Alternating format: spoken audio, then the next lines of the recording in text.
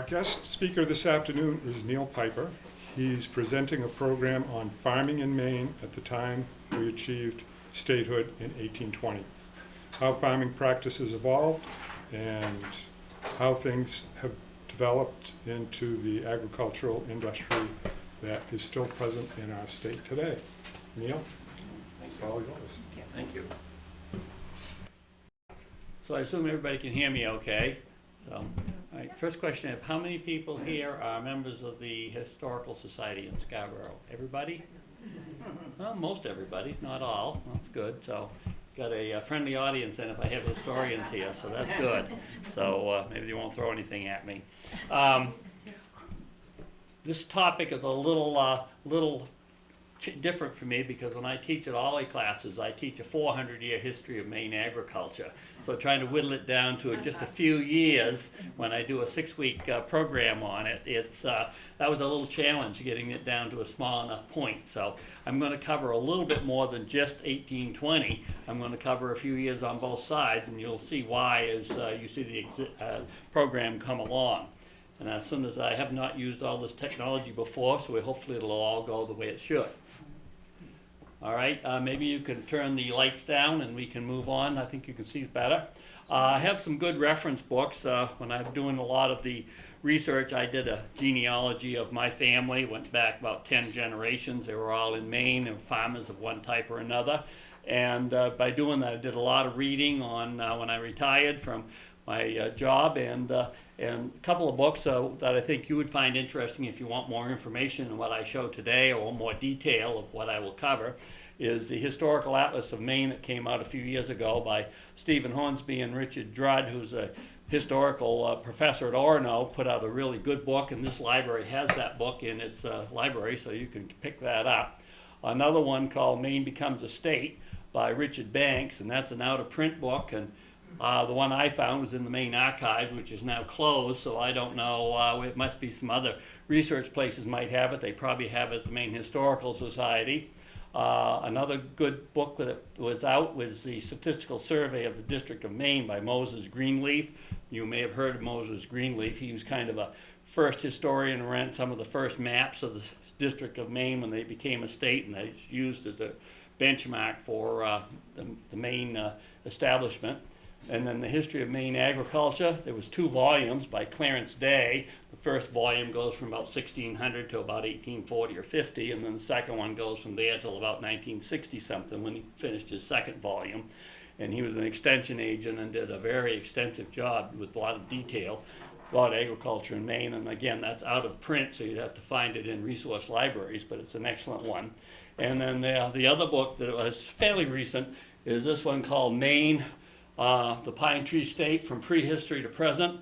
And it's a big book, but it's very good. These are my notes I had that were referenced agriculture. So it has a fair amount of agricultural reference material in it, but it's a good book on all aspects of Maine's history, from its geology to Native American history and up through current times. So if you're looking for a book about Maine history, that's an excellent general book that covers the whole spectrum of Maine.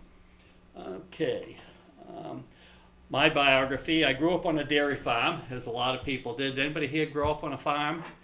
Got one that grew up on a farm? It's interesting. Quite often I get half a dozen people at least that grow up on farms, and some of them still live on a farm, but they aren't farms today. They're more of what they used to call hobby farms or rural residences, and with 20 acres or something. But a lot of people grew up on dairy farms or other farms in the state of Maine during the course of their lives that they grew up. I went to the University of Maine at Orono and got an ag economics degree in 1971 during the hippie generation when I was there, and got some of my people I went to school with down there, and hopefully they're not still hippies down there, but they were there. We won't talk about those college days too much. Then I got married, and moved to Aroostook County, and I lived in Aroostook County for about 30 years. And I did lending up there and covered the farms and farm economy up there. And liking history a lot, I did a lot of history studies. So I spend a day or two in my classes talking about Aroostook County and a lot of the stories. And there's a rich history of stories and activity of went on to Aroostook County. So if you ever get a chance to go up there, there's some excellent scenery to see, and there's some good historical societies up there in Aroostook County to visit. And then I worked as Farm Credit, which is an agricultural lender, and I worked in Aroostook County and then worked in southern Maine. And the last probably 15 years I did appraisal work, so I appraised properties all over New England, which was all agricultural properties. So I've gotten an in-depth view of a lot of different agricultural properties all over New England. And then I taught some farm history and courses at Ollie, and still doing that a little bit, but I go to Florida in the winter, so I pick and choose the times when I do my classes when I'm available. So I probably won't teach one this year, but maybe next year I'll be teaching the class again. So if you like what you hear and want to hear more about it, we usually change it up a little bit every time. So sometimes I do a little bit about the future of Maine agriculture and where it's going. We just had some agricultural statistics released here just recently. They do it every 5 years, and it takes a year or two for them to summarize the data, but that information was just out, and they had a pretty good article in the Portland Press Herald today about those summary of those statistics that just came out. And that's kind of good. And I live in Gorham, Maine, which isn't too far from here. Okay, what wasn't here in 1820? That's the first thing to get your head around, is what was Maine like, or what was called Maine in 1820. Well, a lot of things weren't here. There was no major industry, such as cotton and wool. In 1820, the first cotton mill wasn't built till 1825 in Saco. And so these major industries, as we're familiar with the big brick buildings on the waterfalls, they didn't come till afterwards. So that wasn't here when Maine became a state. Fertilizer, they didn't have any fertilizer in 1820. That had not come on, and that didn't come on till a little later. So people were using natural fertilizer and manure, different things of that nature. So that wasn't around. Photography. So I'm showing some pictures today of what farming would have been like in around 1820. But remember, those were taken a lot after 1820, because photography didn't come till about 1840 something, almost 1850. So that the photography I'll show you will show you what life might have been like at that point, but it isn't actually taken in the 1820s because we didn't have photography. So they relied on paintings and other things at that point. Industrial Revolution, as you're familiar with it, that didn't come on until about the 1840s. So there was no industrial revolution to deal with. There was no railroads. There was no electricity. There was also no bridges. Most of the rivers in the state of Maine had to be crossed by ferries in 1820. So we'll talk a little bit about what that meant for agriculture and how that meant that crops got to market and what markets they could find. And then the Erie Canal, which was a major factor in agriculture and the growth of agriculture and its opportunities, didn't open until 1825, but it was under construction in 1820. And they had a year without summer. There was a War of 1812, which was significant. There were land proprietors still settling land, and that was a major issue. The tax patterns are different. We had a deflationary economy, and the settlement patterns. We'll talk a little bit about how land was settled and how that affected agriculture. And one thing that I wanted to bring up when we do this, trying to get a handle on what Maine agriculture was like in 1820, when Maine became a state, its boundaries weren't even established. So Maine didn't know how big it was in 1820. And it didn't include any of Aroostook County. And Aroostook County has about 40% of the ag land in the state. So when we talk about what agriculture was in 1820, you've got to take it's only a fraction of what agriculture was when you're more familiar with where it was. And there was a lot of war debts from the War of 1812, and that played a part in Maine becoming a state. I mentioned the year without summer, and it came just a few years before 1820, and I thought it was a good place to start. We talk about the weather we're getting now and climate change and how that affects agriculture. Well, in 1816, that was the year that this Mount Tamburini or Tambora, I think that they are, Tambora in the Dutch East India erupted, and that sent a cloud of smoke and ash all around the whole world, basically. And they had a frost every month of the year in the state of Maine. So a lot of crops, they didn't even get crops out of the ground or started to go through the ground from seed till middle of July. and then they had an early frost after that, so there was a lot of food shortages. And back in 1816, one of the issues is that all the seed that you get to plant the next year, you had to save, and there was so few crops around, a lot of people ate their seed, and there wasn't as much crops available. And so people were very difficult to survive, and this year without summer was a critical factor. And that created what they called the migration. And between 1816 and 1820, there was over 10,000 Maine farmers picked up their livelihoods and their goods, put them on wagon trains and headed west. And they went to Ohio, because Ohio was being settled during that period of time. And they thought there was lots of good agricultural land out there and better opportunities and better climate. So a lot of farmers left between 1816 and 1820, which is interesting when you look at the population numbers, because Maine population continued to grow even though we lost a lot of our farmers. And we'll talk a little bit about that. So anyway, I just wanted to bring that up, as that was one of the factors, and the climate was obviously an issue in the state of Maine, and we had a short growing season, always have had, and when that came around, it created a lot of hardship for farmers, and a lot of them left at that point, and it was the start of some decline in farmland. Now, I'll show a few maps, but I'm not going to show a lot of them, but I wanted to show a couple of things out of here. This map, and I can't tell exactly what date, I forget what the date was on this one, but it says disputed territory, and this whole area over here was disputed between England and the U.S., so that was, when Maine became a state, it basically became the bottom part of the state, and this part up here, these are the unorganized territories, and when Maine became a state, I think half of those territories stayed with Massachusetts. So even though Maine became a state, a bunch of their land stayed with Massachusetts to pay off the debts that Maine owed for Massachusetts. So they gave us the state, but they had a catch to it. They kept some of it. So we had to buy it back from them. So over the next 100 years or something, some of that land was bought and different things up. So we finally got ownership in almost all of that. So that's kind of pointed out. So basically, the state of Maine, when we first started, was basically here over the Penobscot River and down. That's pretty much what was settled and what you have information on the state of Maine in 1820. So when you talk about the state and what happened, this map kind of shows that we didn't have a lot of the state that we had information on. So that was interesting. Can we ask questions? Or do you want us Yeah, to you wait can have till some the questions. end? If I Okay. get behind on Okay. time, I'll say hold I'll until make- the end. Can you go back to that previous Yeah. slide with the map?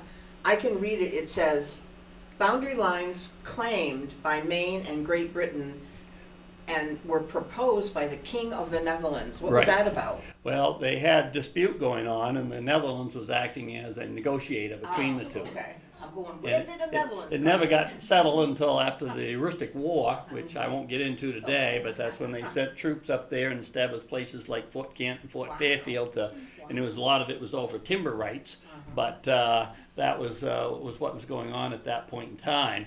And this was kind of like at the end of the War of 1812, and they were negotiating settlement of all the issues. Okay, great. Thank you for that. Okay, a little bit about historic population, and I'll talk a little bit about that because about the only data I have on Maine that's reliable is the population data. So in 1630 and 2017 is a data that I found this chart on here. The line, the arrow there shows about around 1820, and you can see there's a period of rapid growth of population in the state of Maine. And there was several reasons for that. First of all, you were after the Revolutionary War, and a lot of revolutionary soldiers got land grants and got land that was given to them from Massachusetts, and they came up and settled this area. A lot of the disputed land claims from the proprietors, and you may have had talks about the proprietors and the land grants they got some of those settled, so people were able to settle land. And there was a general movement of people from the urban areas that land was getting scarcer around Massachusetts and Connecticut, and this land was basically free or $1 an acre or less, and you could pay it off by working. So a lot of people in settling in the state at this point, and you can see there was a tremendous growth in population during this period of time.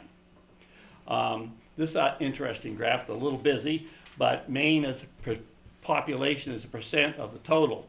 And then about, you can see the yellow line is the Maine as a percent of the US total, which shows a little over 3% of the total in about 1820. Maine had about 3% of the total US population. So if you look here, see if I can make this marker go, see if I can see. So 3%, and this is about 1820 right here.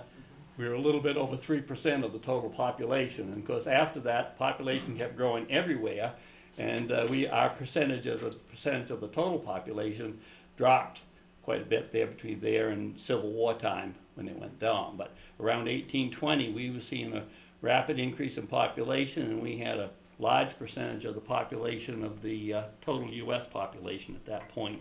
So we were a fairly large player in the colonies and the early settlement and population growth for the entire country at that point. Here's some changes, some numbers that people that like numbers can look at this quickly.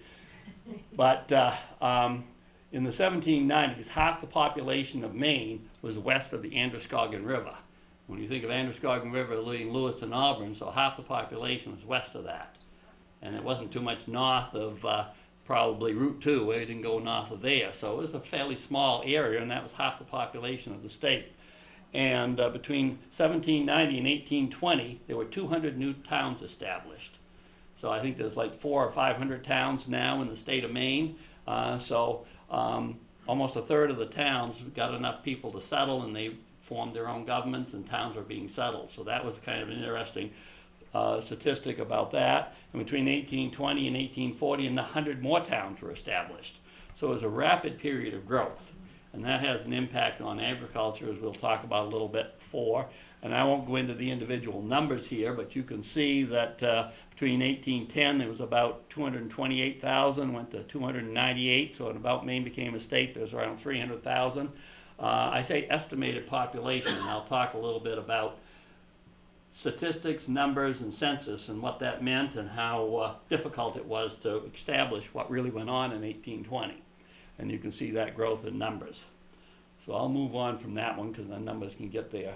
In 1820, there were basic industries that were established in Maine. Fishing, shipbuilding, forestry, and agriculture were the four major industries in Maine at the time Maine became a state. And my analysis would show that agriculture was tied in with all of them at one part or another. So without agriculture, the other three would have had a hard time to survive. It's pretty hard to build a boat in 1820 when all they were building it out of was wood. And the wood had to come, a lot of it came from farms because a lot of the woodland was not settled and nobody could get to it. So farmers were providing a lot of the wood for building ships. And they also provided a lot of the technology because farmers were very good at woodworking and building things, and shipbuilders got a lot of their labor from the farming. The same thing with forestry. Forestry had to bring the wood out, and if they didn't do it by rivers, they had to bring it out by logging. And a lot of the logging, we didn't have tractors, they had to use horses or oxen, and they had to feed them. So the farmers had to feed these. So a lot of farmers made their living making hay for the forestry industry. And the same with fishing. A lot of the fishing was exported. Over 50% of our production in Maine was exported, and fish had to be exported in barrels and barrel things. Well, barrels had to be made from wood, and a lot of the farmers had barrel making expertise, and they used that off-season time as a source of income. So there was a lot of barrel making for the fishing industry. So agriculture played a big part in all the major industries in the state at that point in time. Some of the cottage industry that agriculture had in 1820 was barrels, shingles. A lot of buildings didn't have any siding, so shingles was pretty much what was used for siding, shingle factories. Carding and wool products. We didn't have any woolen mills per se, but almost every farmer had a spinning wheel, and the ladies were making wool products from the sheep industry that they had, and then trading that and selling the products. And so we had quite a wool industry, even though it was all very small and individualized. And we had leather works because all the horses needed harnesses, and so they had a lot of tanneries, and the tanneries needed a lot of hemlock and wood to tan the leather. And so the farmers off-season would furnish a lot of the hemlock. So a lot of that, so they provided the animal hides and the wood so that the tanneries and the industries that are in the towns could handle. A lot of candles and home products were made on the farm, which was another aspect of commercial life that farmers were a big part of doing. And an interesting aspect, and I can talk about this a little bit more later, is that furniture making. Furniture making was pretty much a homespun occupation. And I remember going to Willowbrook down in Newfield before they closed, and they were talking about how it was a center for a lot of good furniture making. And people from Boston would buy this furniture and take it back with them because Maine was such great craftsmen in terms of making furniture. And most of them were farmers at one time or another, and they would do this in their shops in the back and make furniture. So that was an interesting thing, and I have a copy of one of the first agricultural censuses done, I think in 1850, and I'll talk about why that was significant. But one of the categories of farm products was furniture, which is interesting. So that's kind of when I did a little research and says, why is furniture an agricultural product? Well, because farmers made it. It's pretty much what the issue was. And there were some other industries too, but a lot of the industries, which is basically the key word is cottage industries. There wasn't any industrialized, centralized place. Every town had different products, and if you go around the historical societies, you'll find about the local grist mill or the local barrel shop or shingle shop or whatever they had there. There's a lot of that going on in local towns at the time. And Maine was into several periods of time in development, and I call the first period 200 years before settlement, around 1640, even before that, Maine started to get some settlers in, and this I call the colonial period. And Maine was a forested state, and there was very little open space. Most of the open space was either marshland or land that the Indians had opened and had, because of diseases, had abandoned because they didn't have anybody to tend the fields. And so a lot of the farmers worked on a lot of this land, and there was a period of time for about, I said 45 years here, 45 to 50 years, maybe even 100 years before that, there were a lot of Indian wars, and these wars depopulated some of the areas of the state. And I won't get into that today because that's not agriculture, but that's an interesting story in itself about how Maine depopulated for a while because of the Native Americans and the colonials fighting with one another. And there was still a lot of land that were owned by the great proprietors, which is another interesting story, but they owned these big blocks of land, and they were trying to get it settled, and that was quite a chance of getting people in. We had various immigrants of different kinds coming in for different land pieces, and there were a lot of conflicts over who owned the land and who had the rights to it, and different Revolutionary War changed some of that ownership, so that changed the settlement patterns for Maine quite a bit. The other thing that's important to remember about this colonial period is that land settlement in southern Maine was pretty much done by hand, and maybe an oxen or so. So the size of the farms were quite limited. So if you drive around Maine and look at some of the farms, you wonder why all the land and farms are very small. Well, that's because they got a land grant from the great proprietors, and they usually got 100 to 125 acres. And that was what they got, and of that, the farmers had to clear it by hand, and they could only clear 1 to 2 acres a year. So when you get a farm going in a colonial period and they're trying to make a living, and the living is basically what they can grow on the farm and produce on their own, they only cleared probably 10 to 20 acres in their lifetime on a farm that they had. So a lot of farms, even though they were 100 acres, 80 acres were pretty much woodland, which they used to cut and pay the bills for their taxes and one thing or another during the off season. So land settlement was cleared very slow and very small fields. And in addition to that, if you drive around Maine, you'll see a lot of stone walls. They had to move a lot of rocks to get those small fields as it was. And it's interesting, I know my early relatives that I wrote history on, they were one of the first settlers of Parsonsfield. And he bought, I think, lot 25 or something like that of the first 100 lots in Parsonsfield. And he became one of the largest landowners in the town, but they had to clear that, and he moved into his property in December of all times. And he came the year before and cleared an acre or so and planted around the tree roots, and then brought his family over from New Hampshire in December because that's the best time to travel because everything is frozen, and they could bring that stuff over with his oxen, and he had a little lean-to there established. So you can imagine the problem of bringing a family with a few kids and having a little lean-to that isn't insulated, may have a wood stove, and maybe a root cellar with some vegetables in it, and that's about it to get them by. So he couldn't work too much on clearing the land. Early farmers, and this will important for Scarborough, is like to load of marshland and meadows, because they didn't have to clear that. And the farm animals, they could get some hay off it, and they could feed the hay, and they could also get water there. So farms were first settled looking for some of this open land that was available to them. So they didn't necessarily get the best cropland, because the cropland was growing trees, and they didn't have time to cut the trees. So a lot of them went to get marshland and so forth. So one of the issues with that is that these farms were settled in not exactly rows or even places. And when they settled it, it was in virgin forest and forest land. And so to pay the taxes, and they organized the town, they had to agree to pay some taxes. Most of the farmers, when they weren't working the fields or part of the time, they would go work for the town to help build roads to pay their tax bill. And one of the things you notice when you drive around Maine, roads are out straight in Maine. They go all over everywhere and up the hills. Well, what happens is people settled the farms, and the farms were settled, and then they built the roads to the farms. So they went from where they found the farmland they wanted to farm, and then they built roads, because the farmers were building them themselves, and they wanted to hook everybody up. So roads were a major issue, because when they first started in the colonial period, they wasn't selling anything off the property. They were pretty much using their own labor and creating what they had, and maybe bartering with neighbors, and not really having a lot of market. So they didn't need the roads for that kind of activity. Nearly everybody was a farmer. These are two different time periods. You can see one of the things, they had some little bit of farm equipment, but it was mostly an axe and all, and a few pieces of people to work with wood. And they had road systems, and everybody was involved. I tried to find some statistics on that.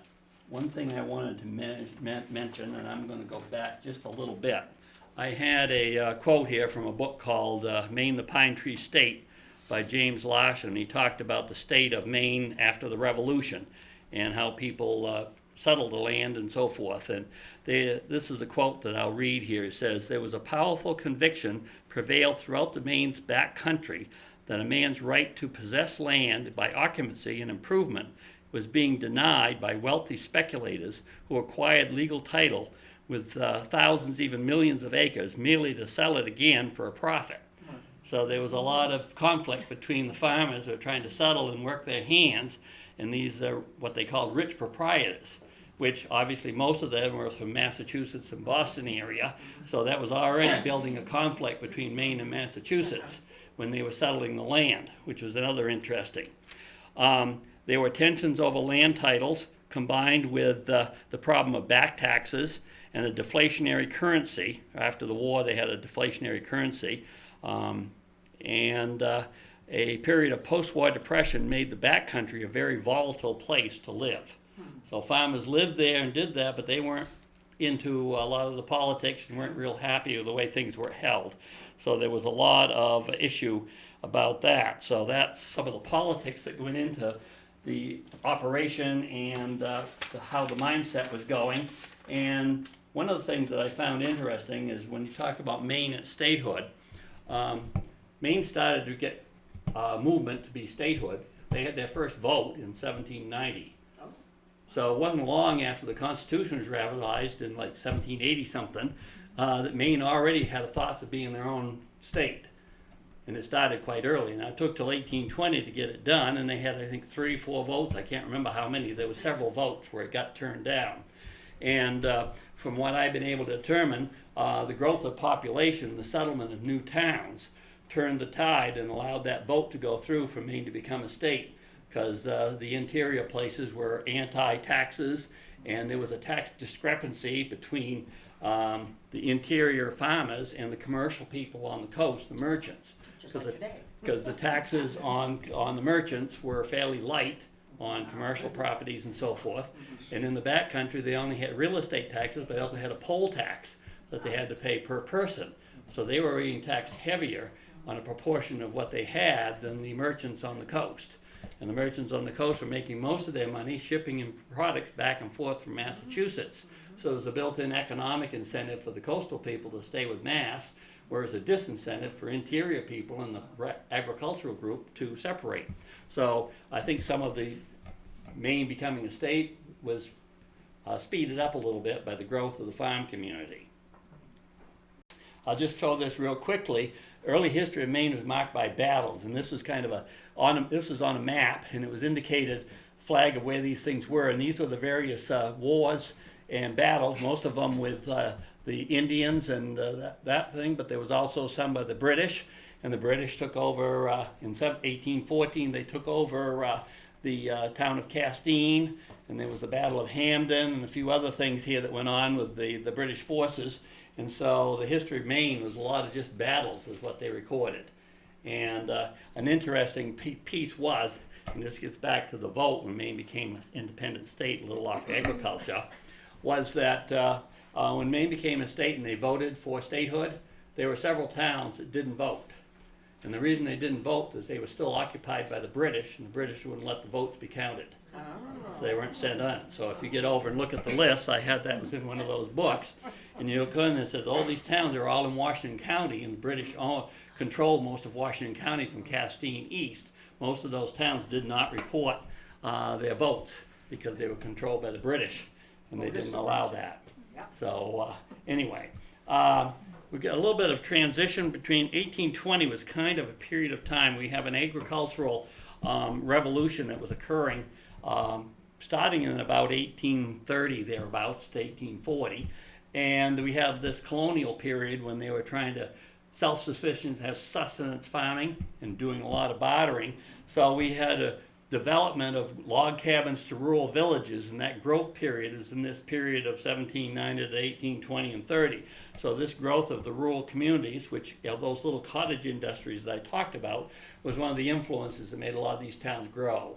So if you go to places like bar mills or places like this, you can hear about their hat industry or making harnesses or whatever, these places, and this is what made these towns come alive. They'd have a dam and some power that they'd make from the water power, and they'd make all kinds of products and rely on a lot of the farm community to help build that, so they were very localized. But that was kind of what happened. The other thing that I need to make sure that people understand is, what are we going to find when we look at Maine in 1820? Was it an idyllic scene like this with the ladies with their nice outfits and a pretty colored area and a nice road with the horses? Or are we going to find something like this, which is a little more hard scrabble?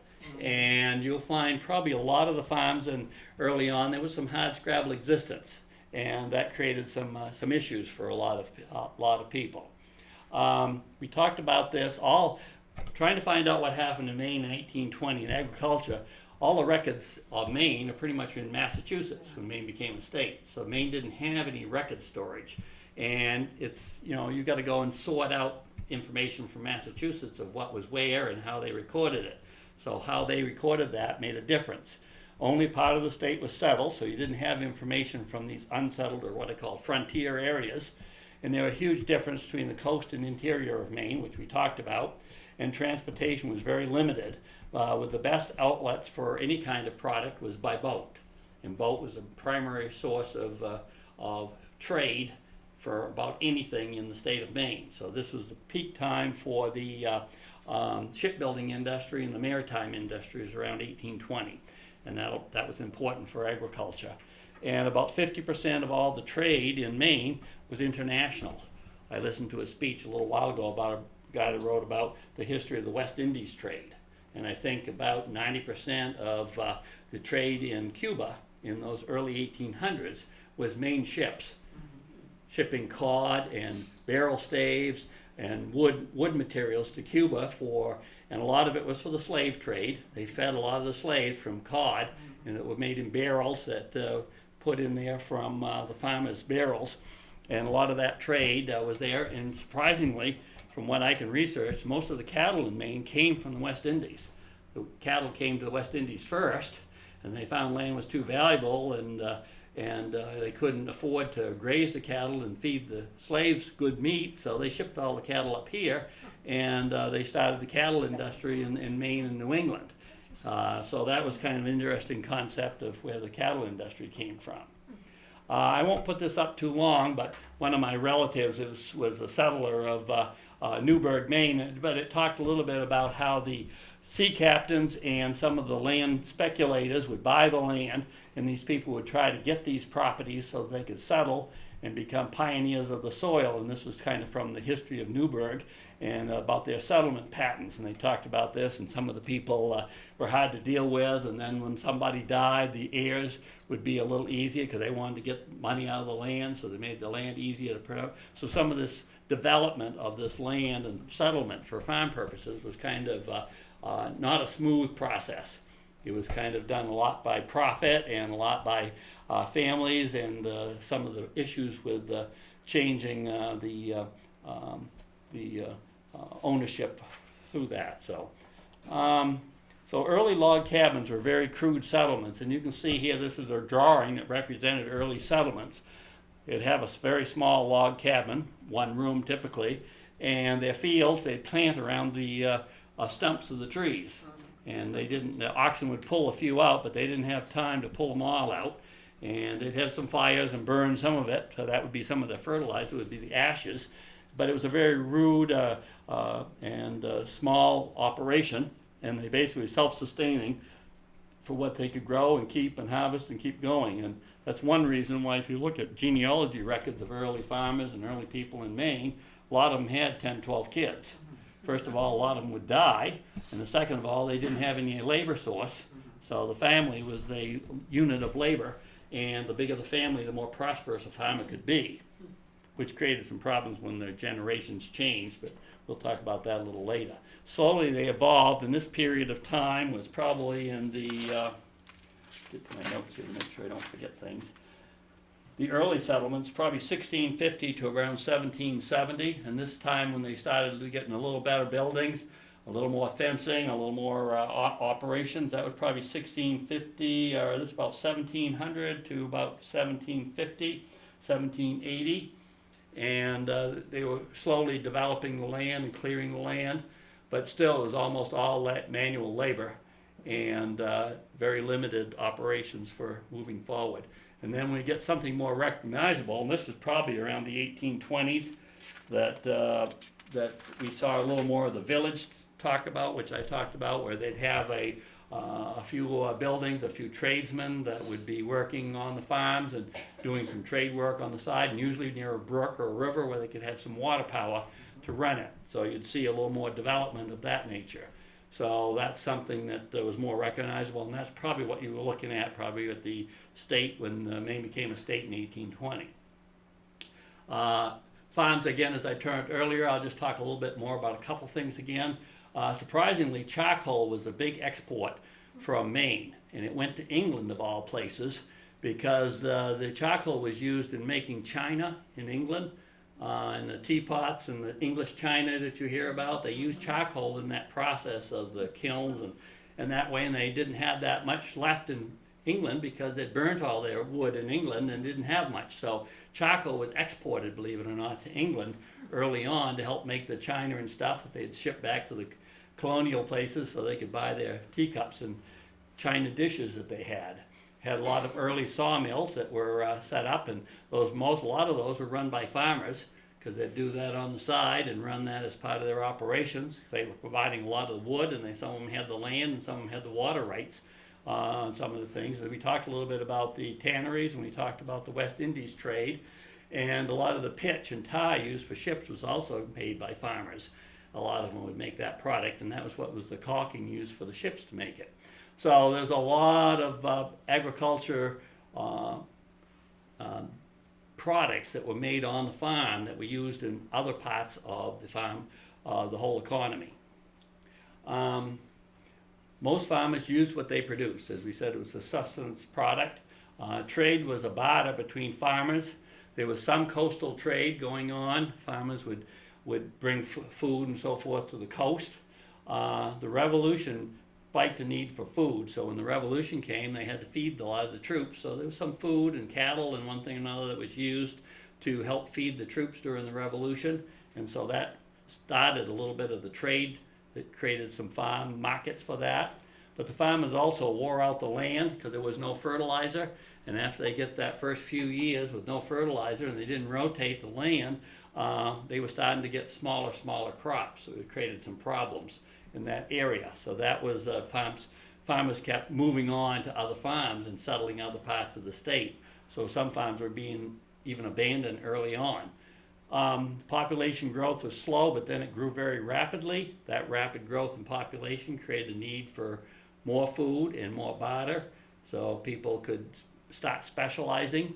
The Napoleonic Wars affected exports and the markets big time in Maine, because Maine had 50% of its economy was tied into exports, and the Napoleonic Wars were blocking shipping, and that was led to the War of 1812, started actually in 1807 when the embargo that Jefferson put in place. So the War of 1812 was actually a 10 or 11 year impact on the state of Maine.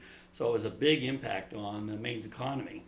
And it helped Maine people. And the other thing is the state militias. Back in that period of time, every town had to have a militia, and they had to show up at least twice a year to do their marching and practicing for their soldiering that they had to do. So a lot of people, when the War of 1812 came and other wars, they'd go off and fight, and they would explore and move people to new lands in Maine and outside of Maine, using these militias as an operation to move people around. A good example of what Maine started to evolve with is they started making various products. And if you get a chance to go to the Shaker Museum in New Gloucester, have anybody been to that museum? Few people have. It's a very interesting museum, and they have a lot of products that the Shakers made, and a lot of those products, because you can see here, they're almost all made out of wood with a little bit of iron here and there. But they were some of the first people, and there was quite a few of these settlements around the state of Maine, not just Shakers, but others, that would get together as a community and make products that they could sell. And Shakers were known for being one of the more industrious ones of the groups, and they would sell apples and they'd sell big herbs, and I guess they're in the process right now of doing their herb house over and rebuilding it. So that was a big thing for them. But the thing on the right there is a box that would go on a ship that would hold about 10 dozen eggs. And that's how they put the eggs in there, and they'd ship a lot of those.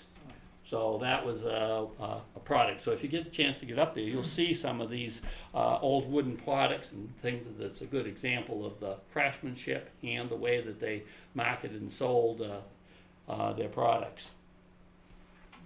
As I said, problems with statistics. When Maine became a state, they didn't have any state government. So there was no statistical base for anything. It was just whatever they could get out of Massachusetts. So they said there were about 298,000, but that was kind of difficult, and I'll talk a little bit more about that in a little bit of telling exactly how accurate that was. But Maine was 1/3 larger population-wise than it was in 1810, but it was 1/3 smaller than it was in 1830. So you can imagine how growing a state by a third every 10 years was a huge influx of people, and that created a lot of issues, both positive and maybe negative in terms of figuring that out. Several books that I've read say that Maine was one of the heaviest agricultural states in the Union back around 1820. And that I think the number I had, I'm not sure if it's on here on another one.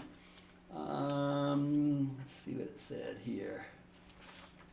Yeah, it said about 82% of the population in Maine was involved in agriculture of one type or another. And that was higher percentage than any other state in the Union except for Virginia, which was a big state and very almost all agricultural back at that point in time. So there was no Indian problems at that point. They had been settled, all of those various land claims. Eastern and northern Maine was still a frontier. Land titles had been resolved. Pioneer days were gone, but seafaring was at its peak. That's again a summary of kind of where we are. Census data, Moses Greeley was common. They didn't list the number of farms. People weren't called farmers because just about everybody was a farmer. A doctor that went doctoring had a farm. He'd raise his horses and feed his horses. So that was another problem. So in 1820, Moses Greenleaf, in part of his survey of Maine, they listed the number of barns that were in the state of Maine, but not the number of farms. But there was 31,019.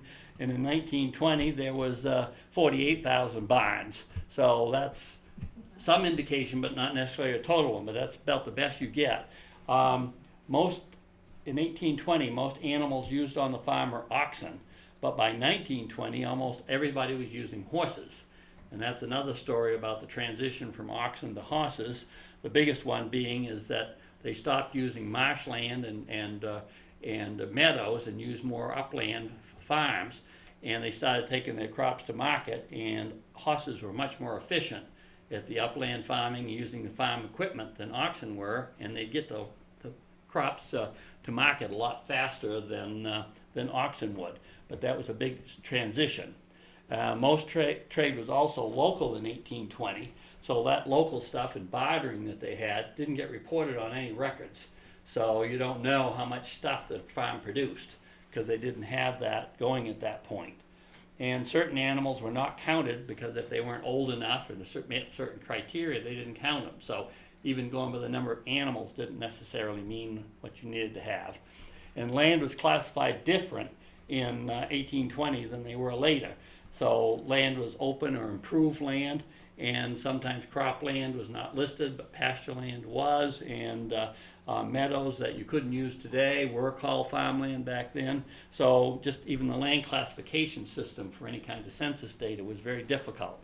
But in 1820 they said that we had about 1.6 million acres, and we had 1.9 million acres in 1920, but that included Aroostook County, which had almost 400,000 acres. So, you know, numbers were all over the place in terms of baseline.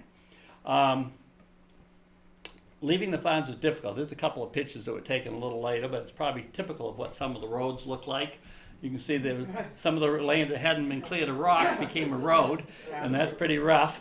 And some of the other ones are right through the woods, so it was pretty, and there was no power, no electricity, so there was no anything along there. So unless you went to another farm, there wasn't much to go. So it was kind of a difficult time to move crops to market. And that came about in a big shift a little later when we got to the Industrial Revolution. We started having the mills, and the mills had the concentration of workers. Workers had to be fed. The farmers had all of a sudden had a market. And that was something that helped build the roads, one thing or another. This was taken a little bit later, but it's an example of these men building a road in New Sweden, Maine, out through the woods. And they were doing it with horses or oxen back then, but mostly still manpower. And so that's kind of how they paid for their taxes and kept working for the town or the county to help build roads. And you can see that's a pretty heavy-duty, hard job to do. So, and it was usually done off-season, so it wasn't necessarily the best time of the year to build roads, but that's what they did, and they worked in these groups to get them built. And this was obviously taken probably in the around 1900 or something about that nature. So, but probably very similar to what they did in 1820. The other thing is getting across rivers, as I talked about. The only way to get across the river was using a barge. This one, you see they got the horse and wagons on one, they're trying to pull it across. Another one has another smaller barge that they use. So that's a pretty slow process.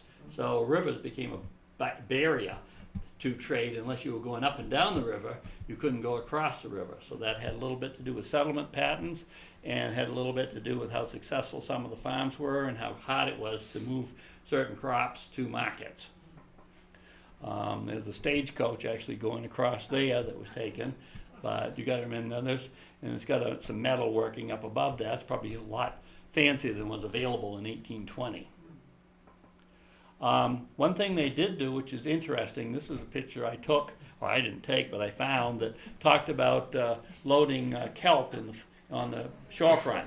And they used oxen here, and they were loading kelp up. And you said, well, that's interesting.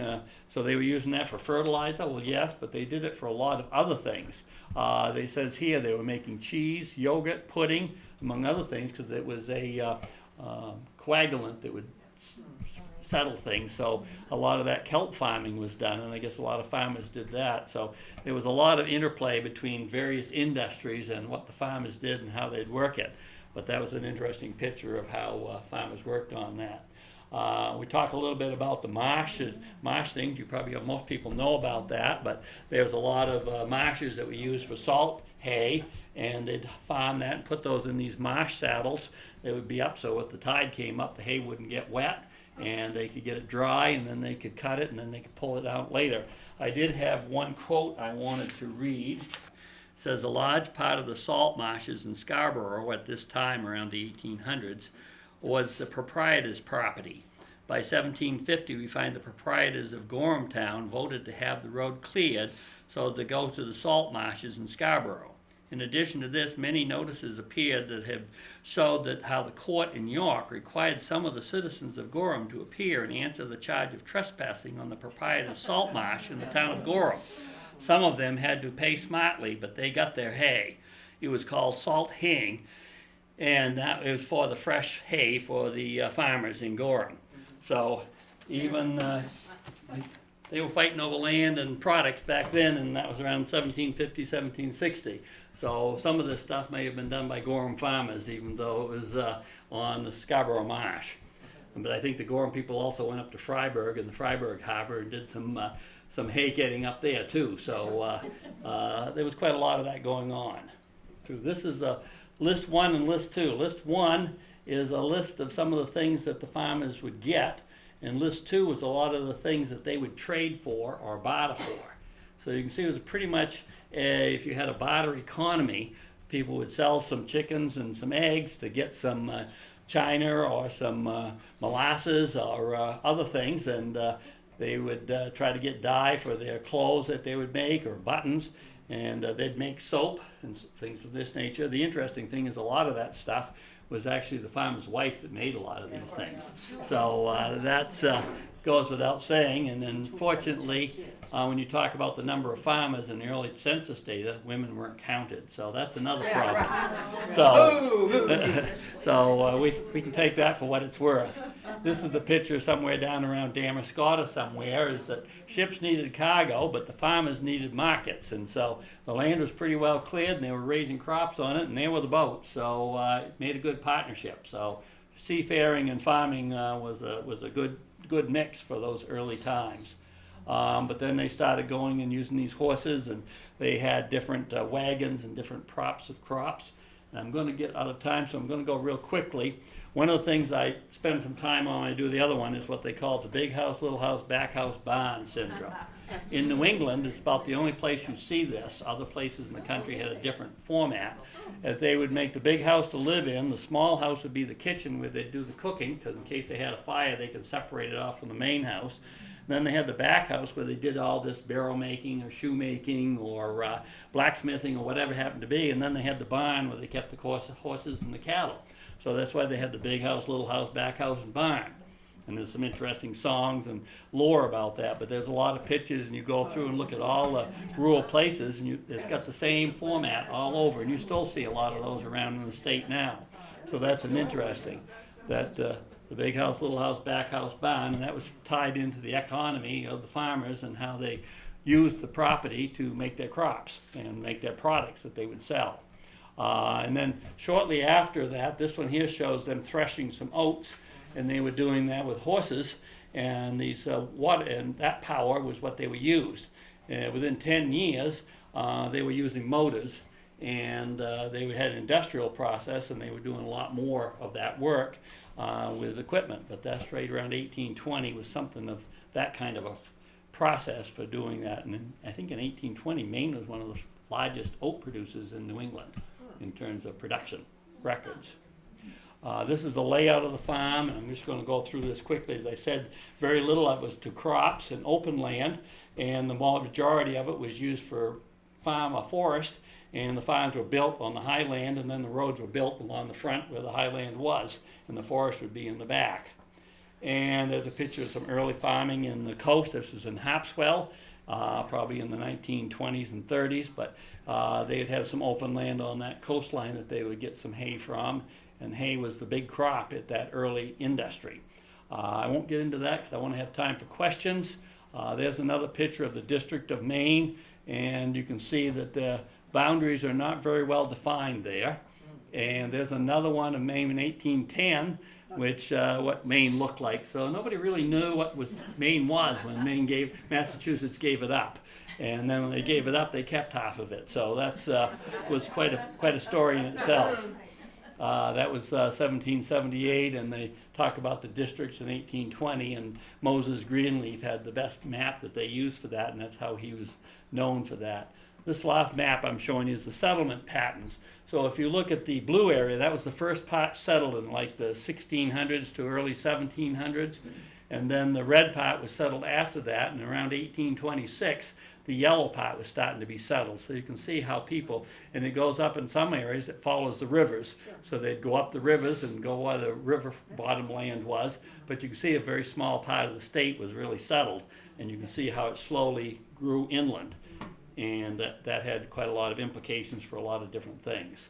Okay, I won't talk too much about oxen. Sheep, I'll talk a little bit about. Sheep really came into their main portion shortly after Maine became a state. They started importing a merino sheep, which was very good for wool, in 1811. And then in 1830s, they had 3 northern New England states had over 3 million sheep.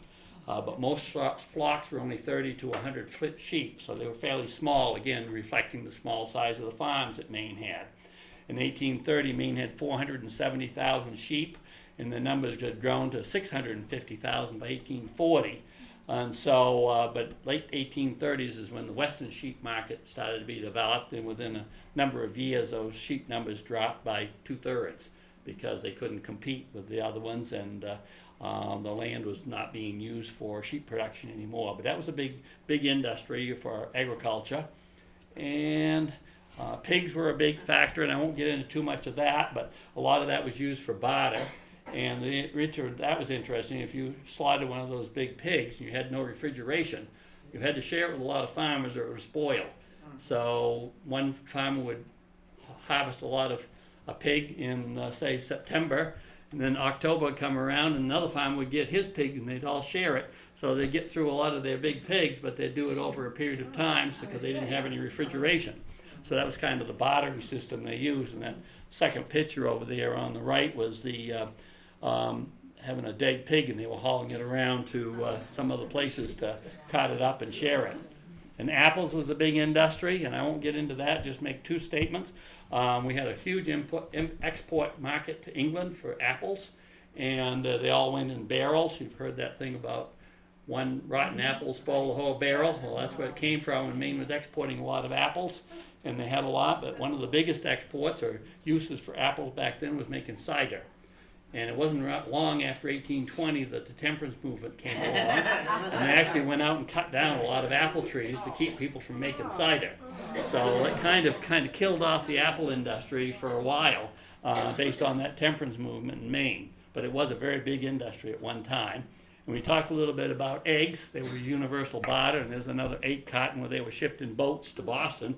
Boston became a huge market. And I'll just give you this. In 1848, he landed over 1 million dozen eggs a year at 11 to 30 cents a dozen. And 3 city hotels in Boston used 200 dozen eggs a day. So people ate a lot of eggs back then because eggs were eaten at everything, and they'd use them for baking because they made all their own bread. And so eggs were a big thing. And we also, I won't talk today, but the Brighton Meat Market was a huge market in Massachusetts for cattle and cattle driving that we had. Okay, it's just about 3, and I wanted to leave a little time for questions, and it's too nice a day to stay in here all day, so I think I'm done. So how about questions from anybody? Yes? How did Aroostook County get absorbed at the state? How did it get absorbed, or how? What? I mean, how did it come to be part of the state of Maine? Become part of Maine? Well, it became part of Maine. Well, it was part of Maine to begin with, but they couldn't settle the border until the Aroostook War. It happened in the 1830s, and they had the Webster-Ashburton Treaty when they went up and down the river and figured out where the boundary should be. And it was shortly after that that it became a part of the state, and they used those forts, Fort Kent, Fort Fairfield, and all the way up through around. And then they brought in the Acadian people that had been living there for 100 years, but had never been counted because they were up in Acadia and nobody knew who was the jurisdiction for that. And then really when the railroads came and they had a way to get the product to market, the industry took off, and then that's a whole another 2-3 hours of discussion about how that industry happened. But it was more like around the 1840s and 50s that happened. So it after was that war. recognized more or less as part of the territory of the state of Maine? But it was considered frontier, like undeveloped land. And No border? no border, and they didn't have any measurements for what was there. Anybody else? You were speaking about the conflicts in land ownership between people that just settled on the land and the proprietors. And I think I'd like to mention that Scarborough's own very first governor of Maine, who was William King, he was our favorite son. His platform contained the fact that he wanted, it had to do with giving squatters' rights over the proprietors. And so it was called the King Betterment Law that was passed after he was governor. So that had to do with Scarborough's own. Okay, good. And I'll let you know, somebody was saying, well, you're gonna cover the Department of Agriculture. Well, Maine didn't have a Department of Agriculture until about 1839. So after Maine became a state, they didn't even support agriculture for like 19 years because they had so many other things they had to deal with from state government. I did find that one of the first census that I found was this American Agriculturalist in 1842. That was when it first started to be published. Had a census of agriculture for 1839, I guess it was, and it talked about the various properties and products that they had. And let's see if I can tell you real quickly what the top three were for the state. I guess I'll pick it from here. The top one was wheat and barley. We were number 1 in New England for producing wheat and barley. And we were number 2 in New England for producing hay. And second also in cattle and sheep in New England. And third in horses and wool. So those were the main industries we had for products that were being reported like in 1840. But that's, again, 20 years after 1820, but there's no statistics available in those times because of the way they didn't keep records. So all you can do is kind of speculate and know that just about everybody was involved in agriculture, and it had a big role to play in the development of all the industries in the state of Maine at that point in time. So that's kind of the takeaway from that, is that they were involved with everything, and they were a big part of the development of the state, and are still a pretty big factor today if you look at this income we get from farming in the state of Maine. And number of farmers aren't too many, but their impact is pretty big. So if there aren't any more questions, I don't want to keep you from getting a barbecue going this afternoon or whatever. So thank you very much for your time.